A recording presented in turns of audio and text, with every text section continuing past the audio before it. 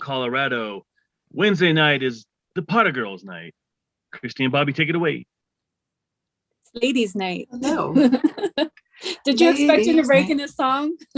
Because Wednesday night is ladies' night. Oh, what a night. Oh, what a night.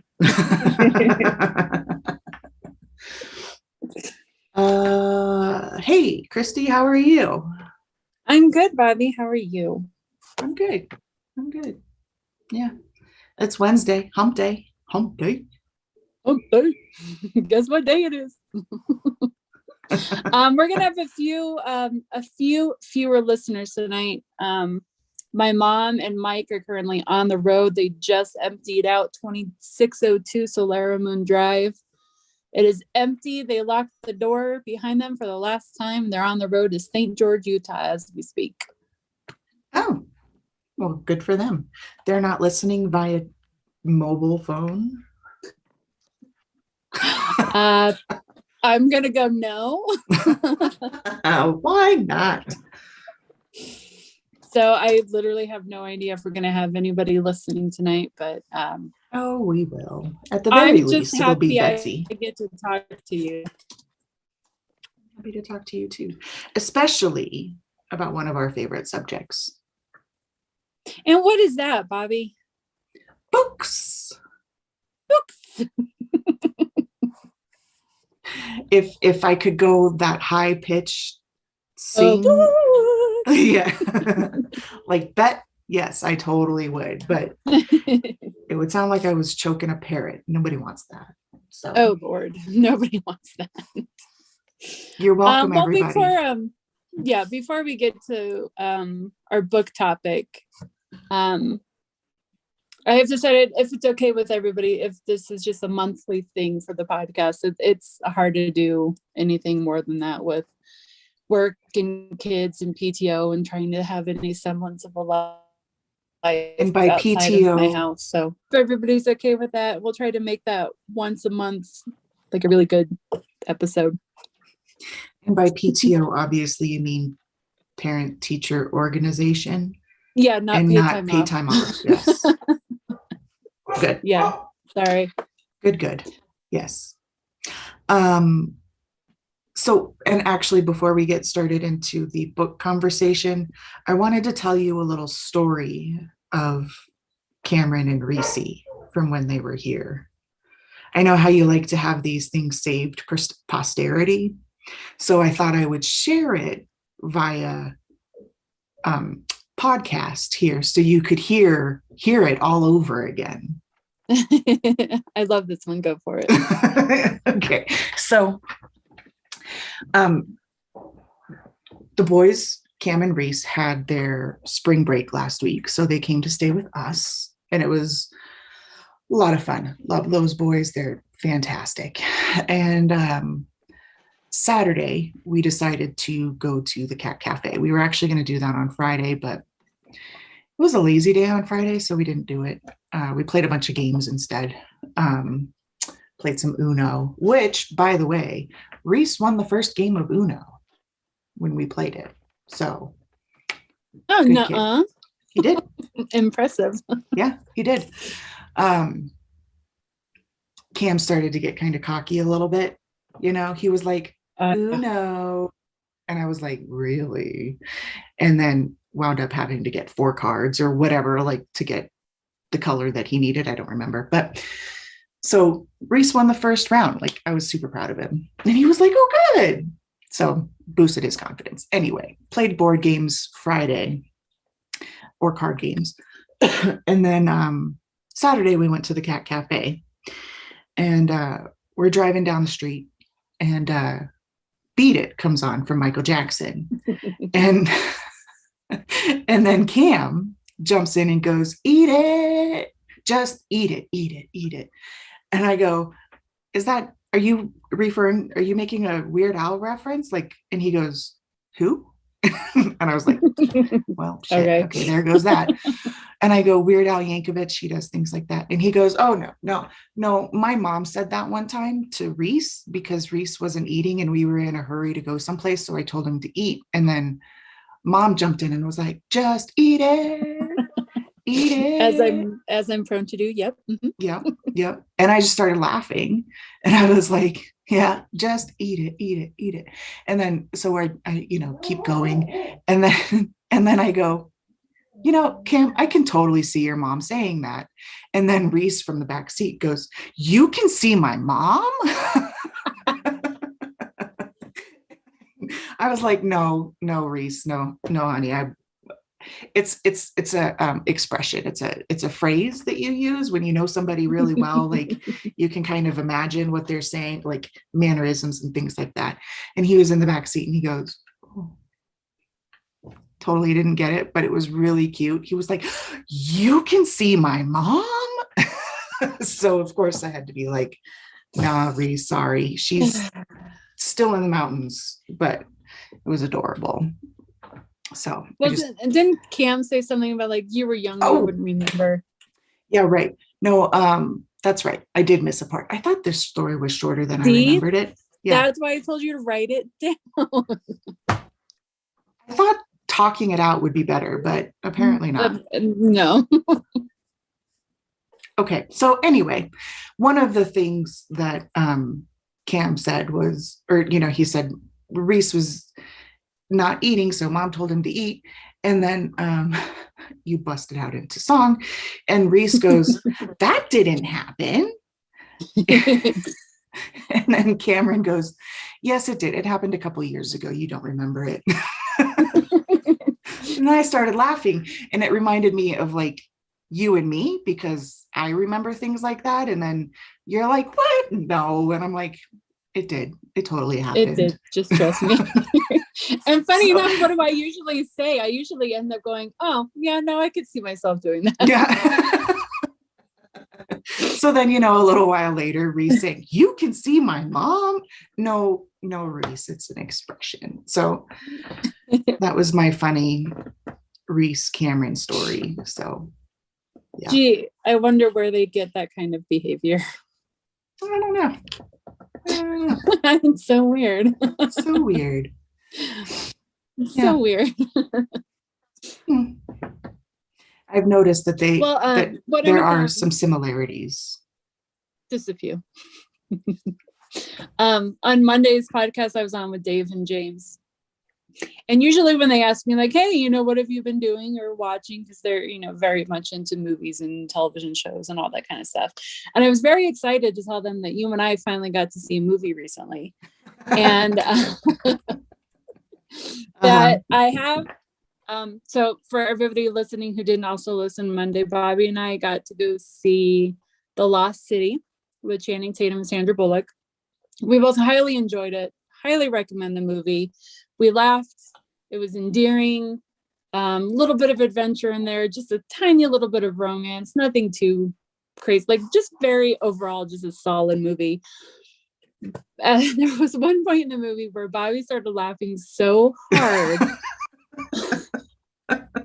that while the scene was funny and I had been laughing, I couldn't stop laughing because I kept hearing Bobby to the left of me laughing so hard. And it continued, like the scene continued. And of course, my laughter continued. Like there was just not an end point. Oh, no, sorry. We missed 5 minutes of the movie probably combined just from. Yeah. But you'll be happy to know I have decided that is my favorite Channing Tatum movie now. Okay, good. And it's a solid choice. Not my favorite Sandra Bullock movie, only because she has such a stellar movie career. Yeah. It's too hard to pick one because The Proposal is Miss Congeniality. The Proposal, even going further back to Practical Magic, it's hard to pick a favorite one of hers. Yeah, totally. But in this one, we can see Channing. He's funny. He's gorgeous, and he even gets to dance. And you can't say no to all three of those in one movie. I'm surprised you didn't mention his ass. I would beg. That was totally his, and I'll tell you why. I cite my sources. I was gonna Google it. I just didn't. Yeah. Oh yeah. No, I am positive that that's his butt because he posted a picture on the Instagram the shower water raining down and had his back, so he was nude in the back, the butt. That's his. And then I'm pretty sure definitely my favorite Channing Tatum movie. and then Sandra Bullock was talking on Stephen Colbert about how he, there's a part where he turns around and obviously there's frontal. And she said that she didn't look. Yeah, I believe you, Sandra. I believe you. I believe her. So she's like, it's right there. And I focused my attention other places. And I was like, sure you did. Yeah, we all would have done the same thing in that situation. Yeah. So I just that's totally his. Because I mean, it is just like those cheeks, man. Those are memorable cheeks. And I'm surprised I'm the one who's like, oh yeah, no, that's his. And you're like, no, I just assumed it was a stand-in because like he's a big celebrity and that wasn't like just a quick shot of ass. Like that was full on. Mm-hmm. Full on the big screen for a length of time. He was a stripper. He's not afraid. He's not embarrassed. I know. But like even in Magic Mike, you never see his ass. He's at least wearing a thong. I guess it's not. Which is like seeing an ass. Like, come on. Okay. No, in my head, I tell myself, don't get too excited. That's not really his. But I have been known to be wrong before. Yeah, no, that's totally his. Yes, I highly recommend that movie. Hilarious. Yes. And if you go and watch it. Go. I was just going to say, if you decide to watch it, which you totally should, you should comment on our post about which part you think I laughed the hardest at.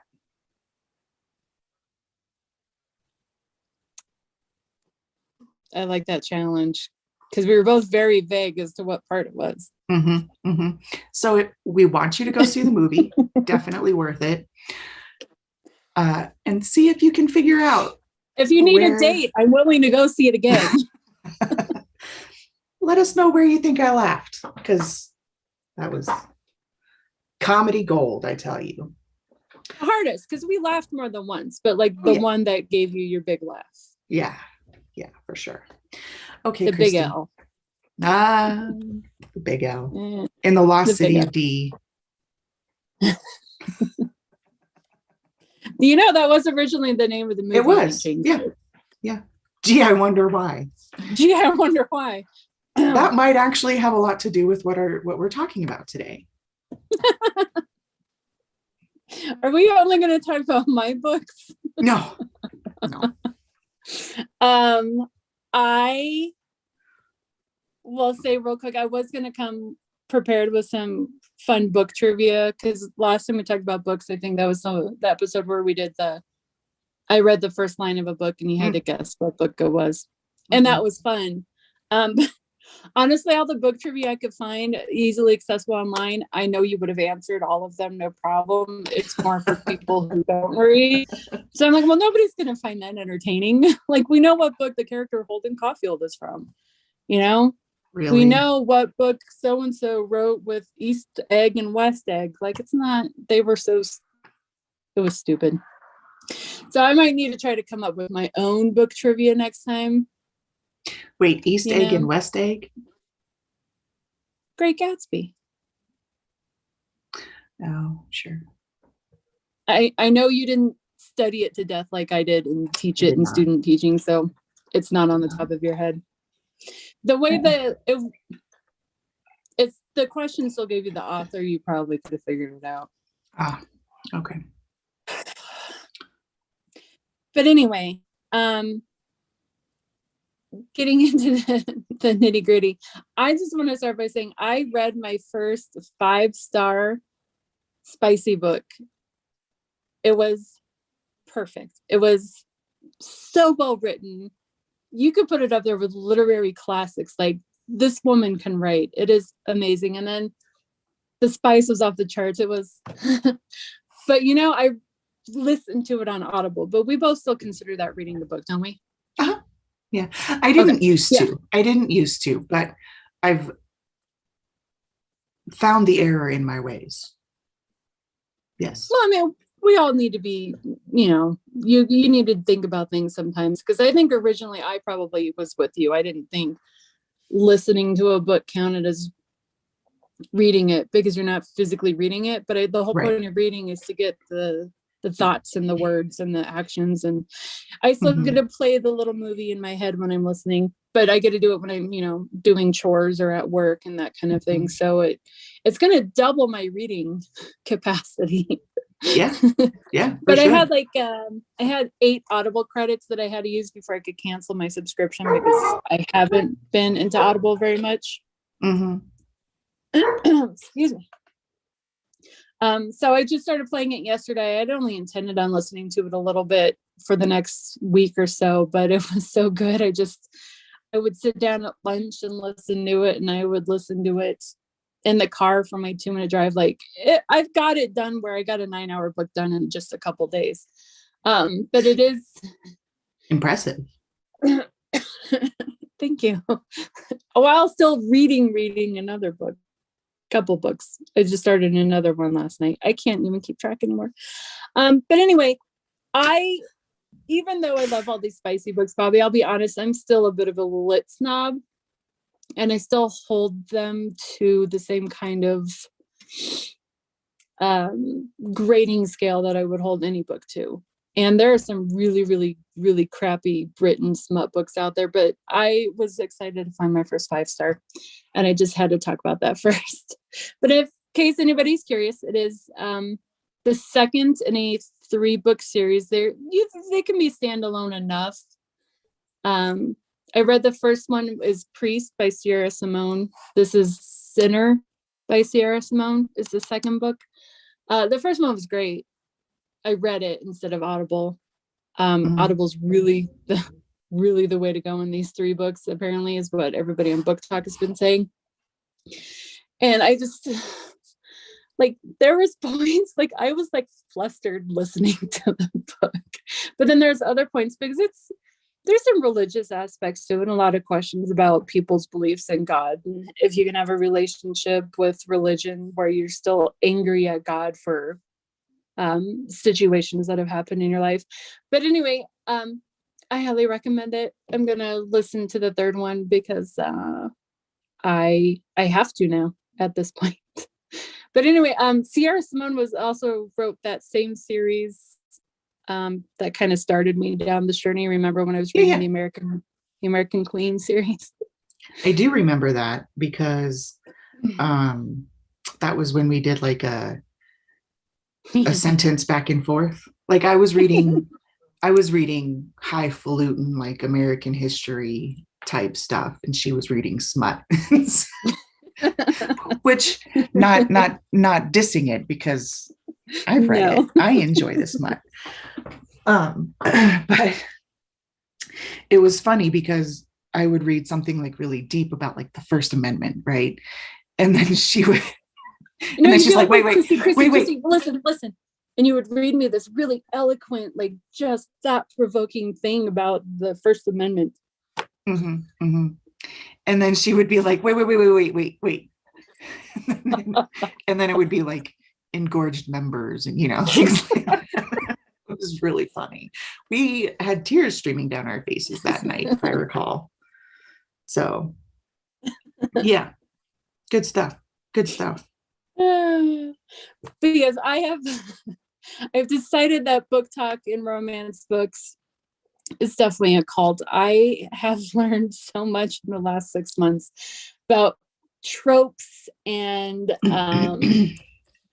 just how different. It's such a large category, the romance section, that it's not even just one section anymore. There's at least 3 different types of romance books, and to put them into one lump really kind of bothers me anymore.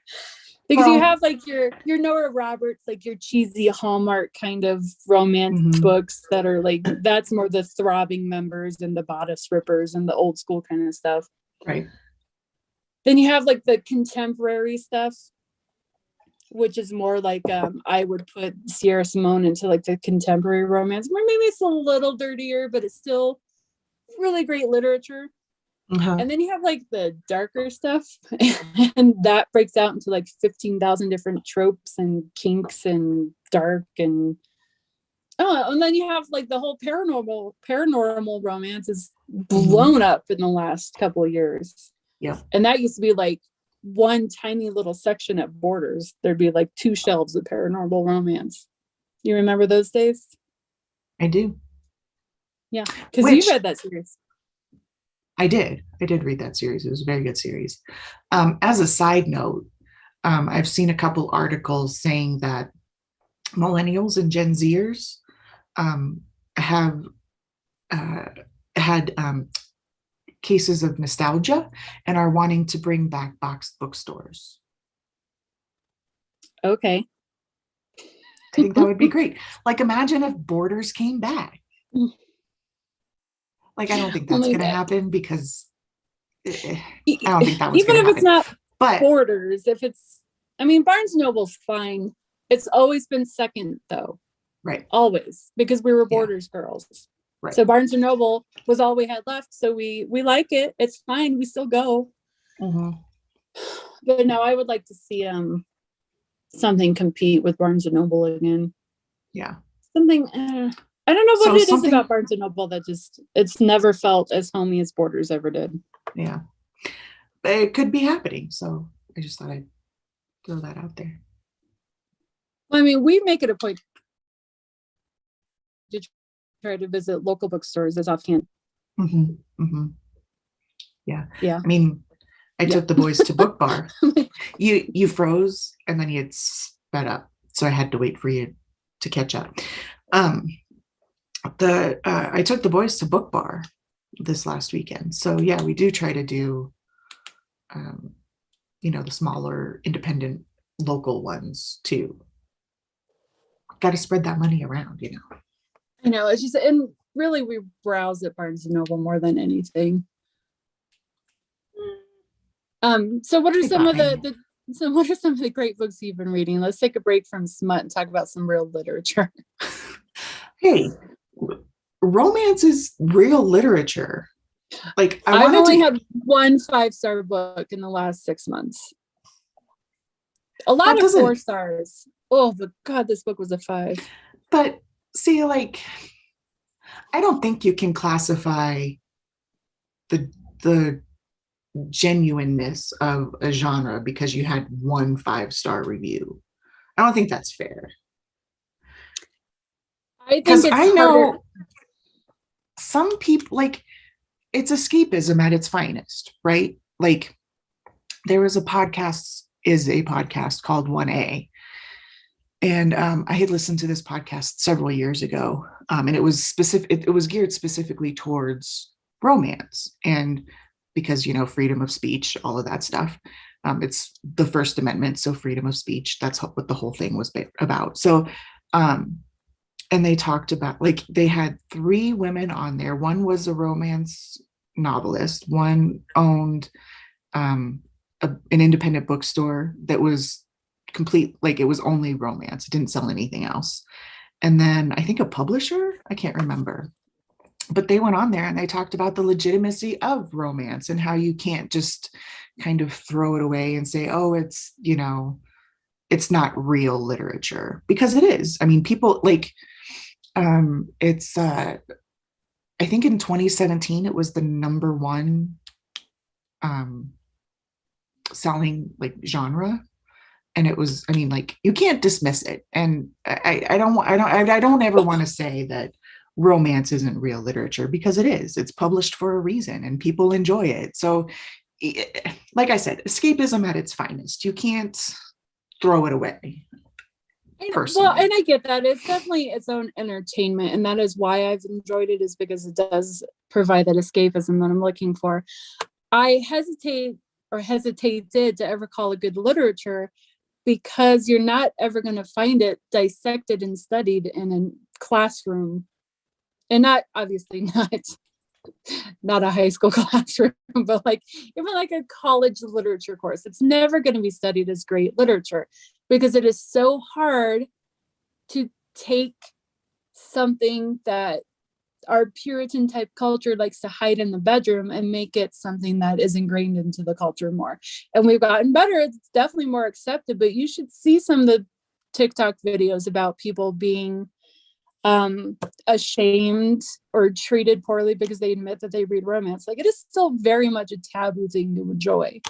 And it's, I feel like I'm like, perspective, I always sucked at writing any kind of romance. It is so hard to write a good story that has good spice. Yeah. And there's a lot of books that have great spice and a shitty story. And then you might have like a really cute story with kind of okay spice. That balance of getting them both in there and making one good book is nearly unattainable, I think. That's my opinion. Again, proving the point that it's still great literature because it's so difficult. Not everybody can do it. No. Well, everybody can write it. It's just not everybody. Everybody can try. Right. And to be honest, in college, I do kind of see a,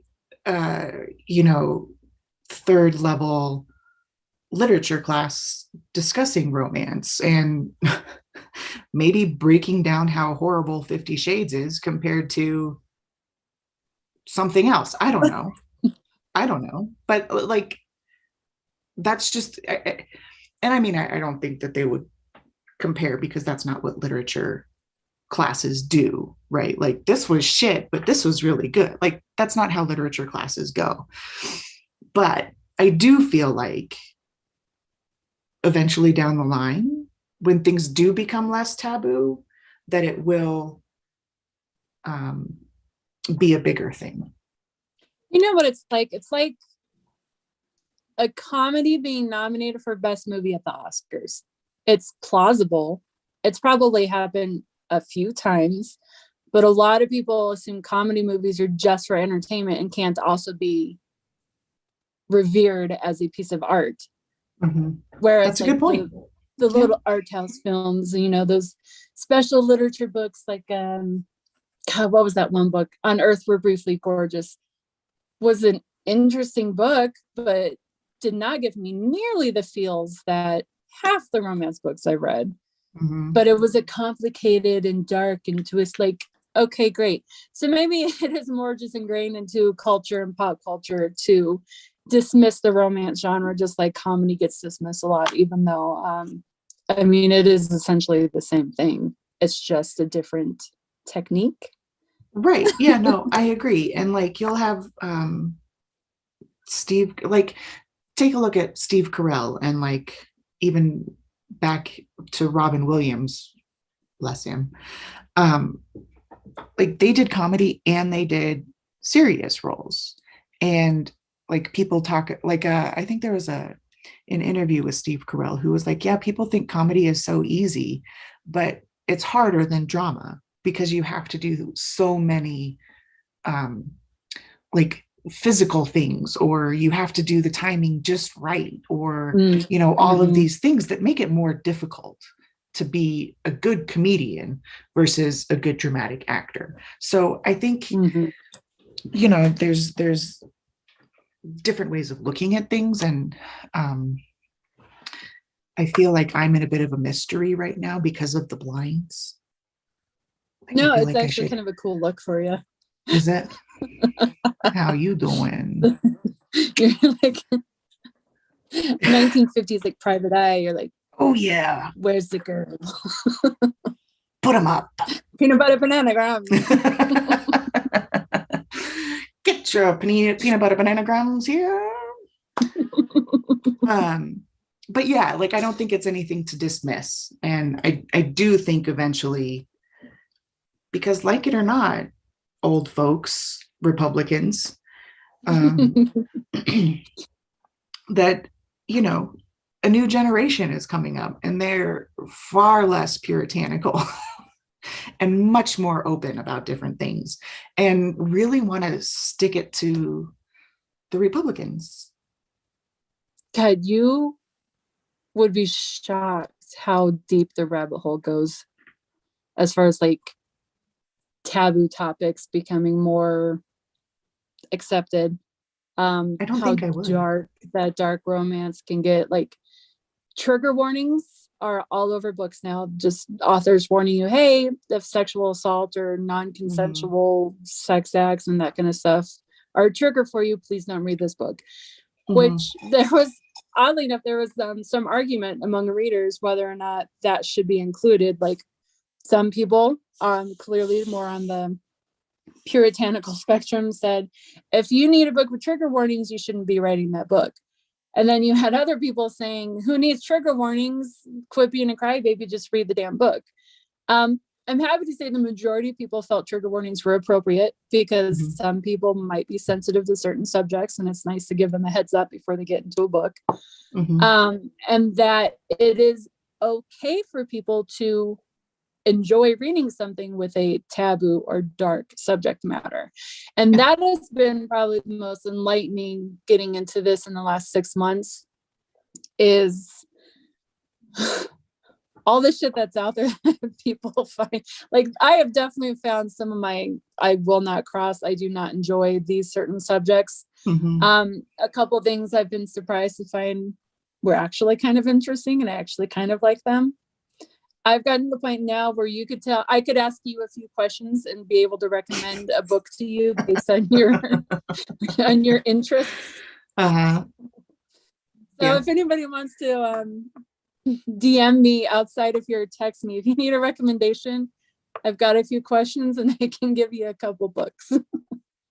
That's really funny. Not my mom. My mom is not gonna ask. That would be weird. That would be real weird. My mom just informed me. She's listening. In the car. My brother is with her. Nice. Hey, Ben. Hope you're enjoying the romance talk. Spicy. He's shaking his head. That's hilarious. And don't be ashamed, dude. If you need a recommendation, I've got some for you too. Yeah. So Bobby, what have you been reading?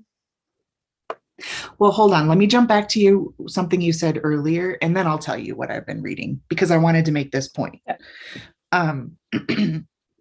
You had mentioned about the trigger warning that people are saying, like, if it requires a trigger warning, don't write it. That's a lot like poo-pooing the critical race theory. Like, just because it makes you uncomfortable doesn't mean that it shouldn't be written or it shouldn't be discussed, because obviously these things are being written or being put out there because there's experience there, right? Good or bad. And whether you view it good or whether you view it bad, there's experience there and somebody is going to relate to it. So to say, if it's got a trigger warning, then don't write it.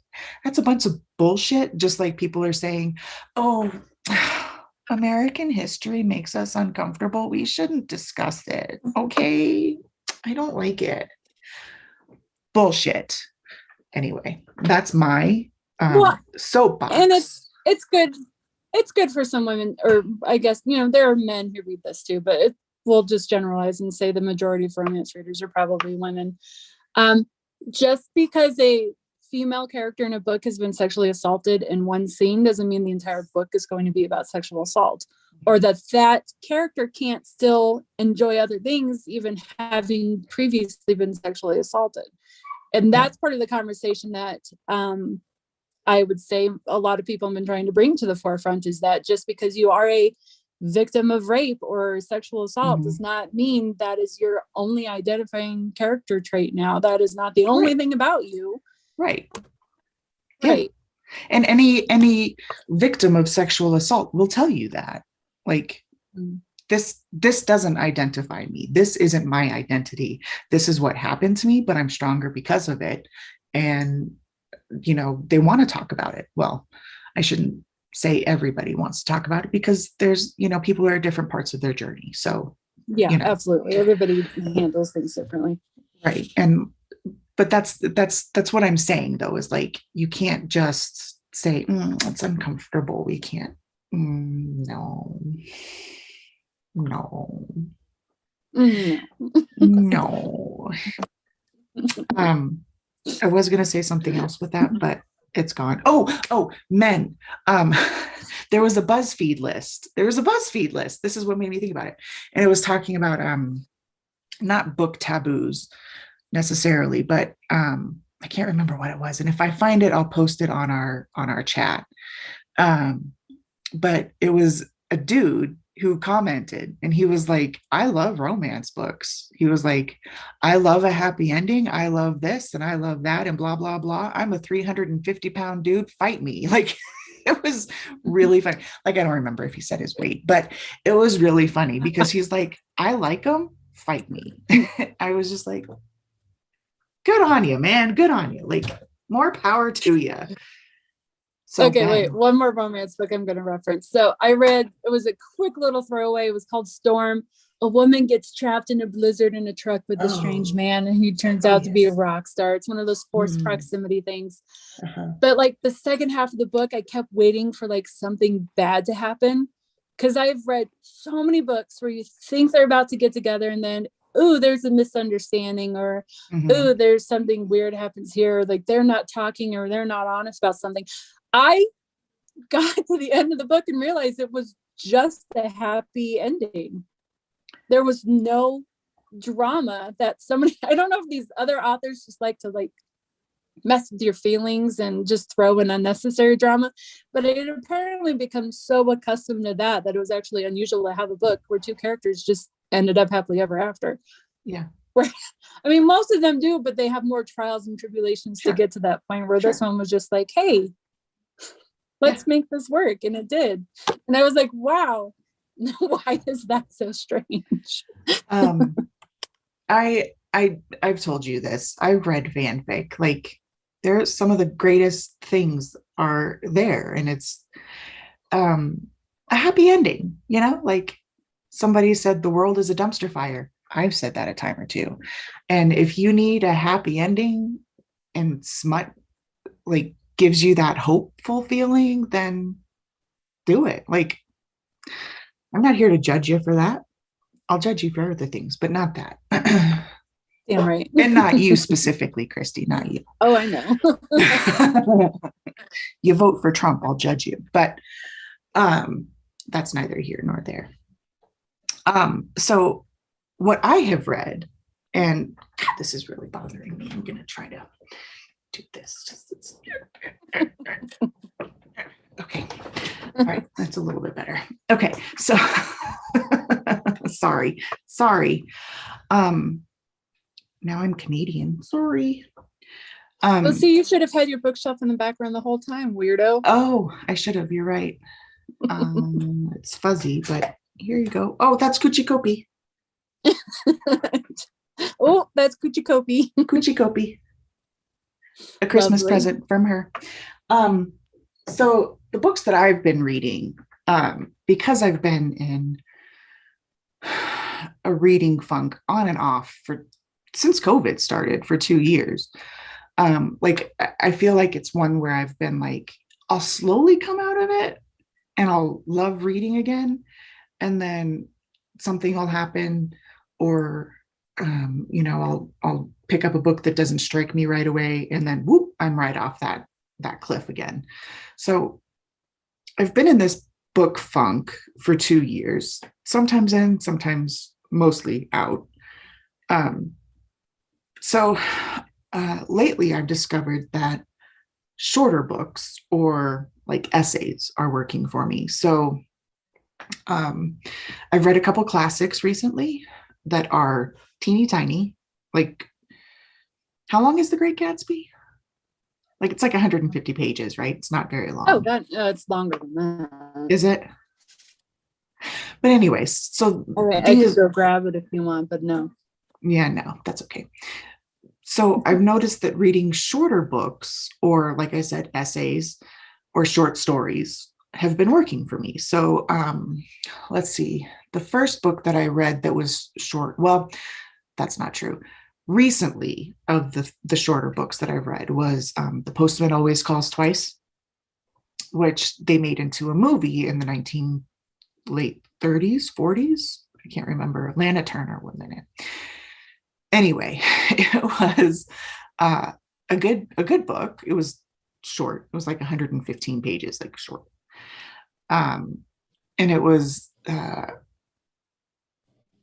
very, very noir. Like, get your peanut butter bananagrams, like private dick kind of thing. Like, put your hands up, hey, like, that whole like thing. And it was just, it was, see here, see here. And listen here, kid, I got you. Like, like that kind of thing. And it was super cheesy, but also actually really enjoyable. Like, it was about a guy who, and I'm not going to give a whole lot away, but I wouldn't say is amoral necessarily, but just kind of goes where the wind blows and doesn't care about rules or, anything like that. And he gets into some trouble. He and this girl get into some trouble. They do some things that they shouldn't have been doing. And they get into some trouble. And like, he felt bad at the end, but only because it impacted her, this other character, right? And then the next book that I read after that was called The Stranger by Albert Camus, who also short book, was slightly longer than Postman Always Rings Twice. It was like 115 pages, 120 pages. And he actually based his main character off of the main character in The Postman Always Rings Twice.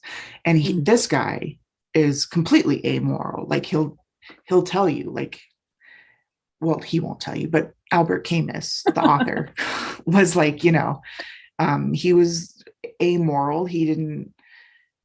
It's not that he thought of consequences necessarily, or right versus wrong, just essentially things are what they are, right? Mm-hmm. Like, he doesn't have to justify anything. Things just happen because they happen. And that one was really good too. I enjoyed that one. I wouldn't say really good. I didn't give it 5 stars. And that one's a classic, but but it was fine. It was definitely enjoyable. And then the one that I'm reading now is also super short. It's called Passing. I'm drawing a blank on her. Nella Larson, I want to say, something like that, about an African-American woman in the 1920s in Brooklyn who passes for white, and her struggle. So I haven't gotten too far into that book yet, but I'm finding that the shorter ones are what keep my attention for now. Because there were books that I read last year that I felt were too long. Like, even a couple of romance books that I read just didn't hold my attention. And I was like, oh, really? We're still here? Like, let's go. Yeah. And being in a book funk is the worst. Yeah. So I would like one of my favorite authors. I was reading this book and I was like, oh God, really? Did they fall off? So, like, have they fallen? Like, they were so good. Have they fallen? Because it's a joint author. And like, that book was too long. And then there was another book that was too long. So I'm finding shorter things to be working for my brain right now. And I read nonfiction, The Anthropocene Reviewed, which, as you know, I called them episodes. Because it's John Green. He does a podcast called The Anthropocene Reviewed. And there are a few that he did in his podcast that are written in the book. And talking to Christy about, oh, there was this really good chapter essay about this. And then I just stopped calling them chapters/essays. And it was just, so on the next episode of the Anthropocene Reviewed. We finally just agreed to call it an episode, Bobby. Okay. So in this episode. And it worked. But yeah, like, so things like that. That's what I've been reading. And I've noticed that nonfiction are things that seem as close to real life without going into COVID, or shit politics, is what has been working for me. Because we tend to be where you definitely, to me, it seems like you read for knowledge a lot. Whereas I feel I hardly ever read for knowledge anymore. I'm even before my current romance foray. I would definitely be a reader for entertainment, or because I like being able to check that book off a list. You know, it was like 1 out of every 5 books would be I read it just to check it off a list. Do you find that you're still reading for knowledge? Do you read for entertainment? Why do you read? I think it's safe to say I don't have a genre that I read. Like, no, there are you're certainly way more over the place than I am. Yeah, I mean, there are certainly things and times where I definitely read more of one thing than another. Like our friend Jennifer will tell you that all I read was dystopian, which is not true. I've read a lot of dystopian, but that's not all I read. Dystopian phase. Exactly. I went through a dystopian phase. I've gone through a romance phase. I've gone through A classic literature phase. Classic literature phase. So I would say that I'm open to things, that I don't really have like one thing. And I think it's the history major / former teacher in me that wants to keep reading to learn, especially history, because, you know, like, things get trudged up that didn't have, like, that we had no knowledge of before. So that changes the narrative a little bit, right? Mm-hmm. So I always, and sometimes I'll read like a lot of American history or a lot of something about this. But one thing that I've appreciated about historical fiction, especially, is that it can suck you in and take you in, and you can learn so much just from historical fiction about something that happened during World War II or Vietnam or, you know, whatever, that it makes me want to learn more about that. Like, for example, I read, what was it? America's First Daughter, which is about Thomas Jefferson's daughter. I know it's not George Washington's first daughter. That's not the point. And then there's My Dear Hamilton, which is based off of Eliza Hamilton's life. And this was before Hamilton came out, even. Well, Hamilton the musical. I think the book came out after the musical, but they had been like clearly researching and trying to write it before the musical came out. But like that, I loved that book. My Dear Hamilton was amazing, and it made me want to know so much more about Alexander Hamilton. And then when Hamilton the musical came out on Disney Plus, I was like, oh, I knew that. Oh, there's Lin-Manuel. He's exaggerating that a little bit. That didn't happen. You know, like, yeah, I enjoy those things. So I read to learn, and I also read for fun, just to escape, you know? Like, I could read a book about witches and vampires and a romantical setting. You would be shocked to find out I have not read a single vampire romance book yet. I have read some books that have a vampire in it, but it's more considered like a fantasy book because it's about like fae and other shapeshifters, and like, so there's like vampires in it. But I mean, there is a whole separate genre of vampire romance I have not even touched since I've started reading like this in August. Is that shocking? Wow. I'm shocked, and it doesn't even sound appealing to me right now. And I don't know if it's because I've been so obsessed with vampires before that I just know what kind of black hole that becomes for me, and I just don't want to do that. I mean, maybe, but also because you have already done the vampire thing, you don't want to go back to it. And that's okay. Like, I'm not saying that you never will again, because I mean, you wanted to write your college thesis. If you had a master's or PhD, you wanted to write it about, vampires and things like that. So that's not to say that you won't go back to it, but you've done it. You're trying to see what else is out there. Stacy is actually surprised to hear that. So Okay. no, you're right. No, and I still find vampires just endlessly fascinating. I don't know. I don't know why I've been avoiding this books on romance. Probably maybe because, like I said, I've discovered a lot about myself since starting this little tour in my life. Well, and I think that you would get sucked we got in. distracted by vampires. Hold on.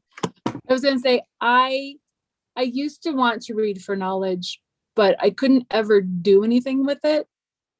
You're so much better at recalling facts, so that when you're watching Hamilton, you're like, oh, that's exaggerated. And oh yeah, no, I knew that. I feel like I read it all and I enjoy it all, and then I immediately forget it. And it's frustrating to not be able to walk away with a lot of information after I've read something that's supposed to teach me something. I don't know. Maybe that's why I have not gone the knowledge route in a long time. Well, I mean, to be honest, like, if you're reading a 350-page nonfiction book, whether it's about American history or some kind of self-help book, like, it doesn't matter. But I can guarantee you, I'm only walking out of that with 10% retention. Like, I don't remember everything about it, but there are enough things that stick that are like, oh, that was fascinating and that relates to me somehow. Or I found this super fascinating about Hamilton. Like, I don't retain 100% of what I read. I don't even retain 50% of what I read, but I know that it's there. And if I want to recall it, I can go back and look at it and be like, oh, that's right. That's what that said. You know what I mean? So, like, it's not like I retain everything that I read, because I don't, but I enjoy it. I enjoy those trivial facts that come into my brain, and I can pull that out during pub trivia. And mine is always just this little niggling sensation that I kind of might know something about that. Like, for example, our conversation before we got on today was, hey, cool to reference that Ray Bradbury. And I was like, what?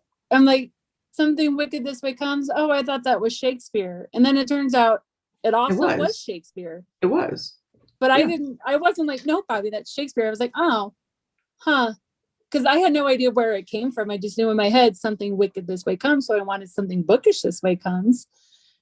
That's the level of shit I'm working with, Bobby. Like, it's there. But I don't know how it got there or why I know it. It's frustrating as all get out. You admitted yourself that you had a feeling it was from Macbeth and the Three Witches, and you were right. So I did. Go with your gut. No. If you go with your gut. I would have said I'm like, I don't know, something with the witches maybe. I can't remember that's Macbeth. And I even told you I took an entire semester in college studying Shakespeare, and I couldn't even tell you that was Macbeth. So anyway, but you remember shit like that. I don't know. I spent a whole semester about Greek history, and I remember very little of it. Fascinating course. I loved it. Very little. And I actually remember walking out of my final, and I think I might have told you this before. I walked out of my final, finished the test, knew that I did terrible. I don't know that I bombed it necessarily, but I did terrible. Like I studied, and it just, all the shit that I studied wasn't on the test. Of course not. So I walked out of the final. I hand my final to the professor and I go, regardless of what this test says, I really learned a lot in this class. Thank you so much. And I walked out. True story. I passed the class. How? I don't know. Because that was a hard class. It was fascinating, but yeah. Well, in all fairness, that Chaucer's Shakespeare Milton class was the worst grade I got in any of my English classes. So. I killed it in children's lit and young adult lit and like my history and nature of language classes. I did terrible. Like it was a passing grade, so it was probably like a B or a C. But compared to all my other classes, that Chaucer Shakespeare Milton class, I was thinking, oh, that in my post-colonial lit course, that was nasty. Post-colonial puritanical. Oh, well, I swear to God, Bobby, I was in that class for a month before I even understood what the hell we were supposed to be learning. Really? And it was about how, people who colonized other places affected their culture. Like she couldn't have just said that in the first class. It took a month to figure out what the frick that class was even about. Wow. I have nightmares about post-colonial lit. Is that like the red letter Hawthorne? Was that? Yeah, I think no. No, not Hawthorne. No, not Hawthorne, because all the stuff we read in that class was so incredibly dry and boring. Like it was not. It was more about like the discourse and understanding how one culture affects another culture after being colonized. Than I was actually studying the literature itself. Maybe that's probably why I didn't enjoy it. Because the whole reason I got in English, I wanted to teach English to not teach English, but be an English teacher, was because I enjoy reading and talking about books. And so that's why I killed it at most of my lit courses and did terrible at the old school English classes and the because that was more of a history class than it was for a literature class. It was more of a history class. Which you enjoy to some extent, but... Okay, in all fairness, I like Milton, and Shakespeare was a cool guy. Chaucer was boring as fuck. I'm sorry. But he was in A Knight's Tale. Well, that's not the real Chaucer. He talks about writing the Canterbury Tales. I know. What's that? Hello. Oh, that's God, I'm good. That's what I remember. And it's funny because, Paul Bettany has had this whole like revival because of the Marvel movies, but he will always be Chaucer to me from A Knight's Tale. Yep. 20 years ago. Absolutely. Oh, God. What? But stop. Don't make it old and weird. I made it weird. Before we go, I got to go make the boys dinner because Mike's gone and they're hungry. I'm surprised they haven't tore down the door yet. What are some other great books? My cousin David is an author. I don't know if you knew that. Have you read any of Dave's books yet? Yes, Event Horizon and all of those. Yes. Well, what is the new one? My cousin David knows I have terrible recall, and he has neglected to remind me that he's got a newer one. It's Event Horizon. We're past Caldera. We're at the new Caldera. Caldera is separate, but we're at the next Race Through Space. I think it's Event Horizon. But David, I have terrible recall, so if you want me to talk about your book, you have to remind me. Or jump on. Anyway. Are you there, God? That. It's me, Margarita. No. Which is Race Through Space Event Horizon, available now on Amazon. There we go. And I have to get to reading this one sooner rather than later because he tells me that there is a little Easter egg in there for me. Oh, I still have to get his signed copy of the other one that he misspelled my name in. Hey, he corrected it. It didn't get corrected. I know. It's fine. All right. So yes, Event Horizon 3 is out now on Amazon. Hit it up. And if you missed the intro of the show, we're going to make this a monthly thing. Probably Wednesdays we're good. So we'll try to give you a little more notice next time so that you have plenty of time to pour a glass of wine and maybe pop some popcorn and chill out and hang out with us. I would love to talk books again, but we can also talk about Channing Tatum's ass anytime you want. And seriously, guys, seriously, for the next one, next month, May. It's gonna be May. it's gonna be May. You should report back and tell me where I laughed the hardest. It's a true challenge. I would love to see what people think. True challenge. So do it. Go out, see the movie, come back, tell us where I laughed the hardest. Just thinking about it, I'm getting like giggly back here. No clues. No clues. Oh, Tell your man. face to shut up, because your face will give that one away. Giggles. Anyway. And again, friends, if you need recommendations for a spicy book, hit me up. I'll ask you a few questions, and I won't steer you wrong. I've got this down to the point where I just need to be a little braver and I want to start doing like book talk TikToks. I've been a chicken, but why have I you think been I a could chicken? do it because I'm always a chicken. I have zero confidence in anything I do ever. I think I'm a pretty good mom. You're a fantastic I like to think mom. I'm an okay best friend. Fantastic best friend. Fantastic Mike mom. says I'm a good Fantastic. wife. I don't believe him. I can't help you there. I'm not married to you. As much as I we think wish. you're a good one. Hey, we're best friend soulmates. Those are a thing. Absolutely. We're not the only ones who think that either. In fact, I have a couple listeners, hopefully, that are on that can attest to that. Bobby, I love you. Thanks for talking with me. I love you too. And it's always my pleasure. I super enjoy it. I always enjoy our conversations and banter. And, if other people get enjoyment out of it too, icing on the cake, right? That's right. Cherry on top. I love you so much. I love you too. It's going to turn out gushy. We need to go. Ever so much. And am I ending this thing? I don't remember. Am I ending it or are you ending it? No, definitely not me. He said he was going to make you host, but he was still listening.